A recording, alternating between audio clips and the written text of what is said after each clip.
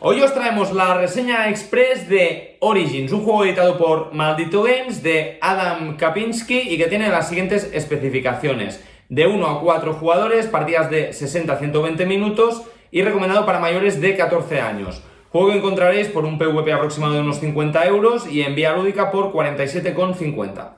Origins, los primeros constructores. ¿Qué vamos a encontrar en este juego de civilizaciones? Pues yo os diría que nos encontramos ante un euro de peso medio de gestión y colocación de dados. Al principio de la partida vamos a realizar un pequeño draft donde vamos a conseguir esos dados iniciales que posteriormente vamos a utilizar como trabajadores. Trabajadores que nos van a servir para activar determinadas acciones de la parte superior del tablero, acciones que vamos a poner de forma aleatoria, por lo tanto cada partida va a ser completamente distinta. Además, en el tablero encontraremos un mercado de losetas que nos permitirá construir edificios, que es condición indispensable para ganar la partida. Sí, porque no olvidemos que, aparte de la gestión de dados, este juego es un juego de colocación de losetas donde vamos a tener que ir construyendo nuestra propia civilización. Sí, con esos edificios ganaremos no solo puntos de victoria, sino además activaremos acciones ligadas a las losetas. Sí, estas losetas van a activarse al comprarlas y colocarlas en nuestra zona de juego y posteriormente podremos volver a activar esa habilidad al cerrar un distrito y colocar en él un dado. Sí. Va ligado a unas cartas de distrito que también aparecen al principio de la partida y son las que marcan los puntos de victoria a través de lo llamado torres o nivel de torres. Exacto. Luego, para puntuar al final de la partida, deberemos haber construido esas torres que lo que van a hacer es multiplicarnos los puntos que vamos a conseguir por los distritos cerrados con dados de un determinado color.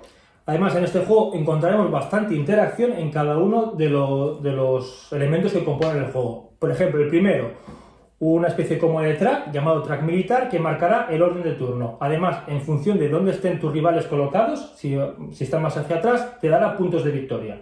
Sí, vamos a conseguir bastantes puntos durante la partida con el pique que se genera en ese track militar, que la verdad es de los que más me ha gustado. Sí, además, según donde coloquemos los dados, como iremos encareciendo la acción del rondel, también se genera cierta interacción entre los jugadores. Sí, porque no olvidemos que cada vez que ejecutemos una acción, esta se va a encarecer. Vamos a incrementar en 1 el valor del dado requerido para ejecutar la acción. Por lo tanto, es muy importante estar pendiente de los dados que tienen nuestros rivales para intentar bloquearles ciertas acciones. Además, no hay que olvidarse de otros 3 tracks que son que son las llamadas cartas del zodiaco, que son unas cartas que se darán al principio de la partida, también añadirá algo de rejugabilidad, que cada vez que avancemos en ese track, o casi siempre, podremos coger la carta asignada a ese track y nos dará una ventaja. Entonces, Ernesto, ¿qué puntos a favor ves en este Origins? Pues veo un montón de puntos de colores, llamados dados. Si nos encantan los juegos de dados, este juego nos va a encantar, porque añade además el factor de puteo con los compañeros, gestión de recursos, gestión de acciones asignadas a los dados y además hay un almacén limitado de dados. Hay muchísimas cosas que me han gustado de este juego. En primer lugar, la colocación de losetas, un juego de civilizaciones con colocación de losetas me parece muy apropiado. Sí, porque te da cierta libertad, porque las puedes colocar como quieras, pero si las colocas como es debido, ganarás más puntos y más acciones. Luego nos encontramos ante un juego que aprieta muchísimo en cuanto a la elección de esas acciones o la gestión óptima de los dados. Sí, porque no solo tienes que estar pendiente de lo que quieres hacer tú, que ya es difícil, sino que además de dónde van colocando los demás los dados, porque si quieres superar el valor numérico tendrás que ir quedándote sin recursos. Y luego esa interacción que se genera de forma indirecta, pero que resulta tan importante y tan gratificante a lo largo de la partida. Sí, además no puedes quedarte nunca en el track militar por detrás, o sea, al final es draft, recursos e interacción. Suena bien.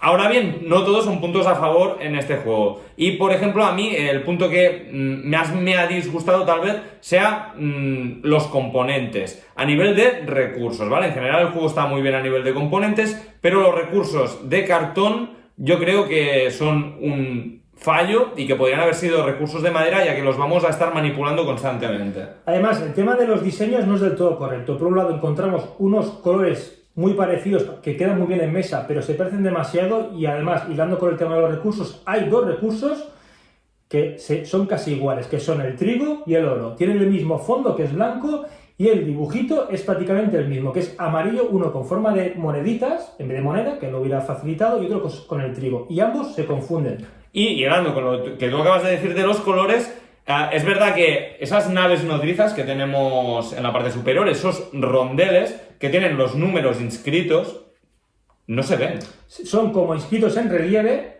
con el mismo color que el fondo, y cuesta de ver si es un 5, un 6 o un 4. Incluso mucha gente me ha dicho, coge un rotulador permanente y Y marca los píntalos, puntitos. porque es que si no estás al lado del tablero, no sabes cuál es el valor requerido para los dados muchas veces.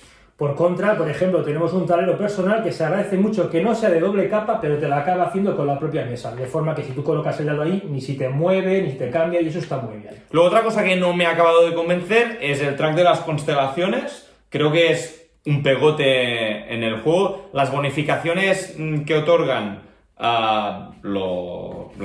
ese track, las cartas de constelación, a veces son muy buenas, a veces no sirven de nada. Y van cambiando constantemente de manos. Por lo que ese track al final es básicamente importante al final de la partida para el tema de la puntuación. Sí, pero durante la partida es gastar acciones para nada. Sí. Además, al final es un juego de construcciones.